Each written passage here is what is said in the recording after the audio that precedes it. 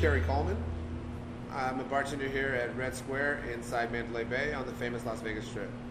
Today we're going to learn how to make punch using Smirnoff watermelon vodka. We're going to start off with a pint glass. Fill that with ice. Then we're going to take our Smirnoff watermelon vodka. It's going to be a 2-ounce pour. And we're going to fill that with 2 ounces of pineapple juice, 2 ounces of cranberry juice, and 2 ounces of orange juice.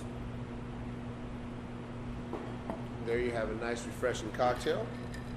Again, this is how to make punch using Smirnoff watermelon vodka. I'm Kerry Coleman over here at Red Square in Las Vegas. Stop by and I'll make that for you.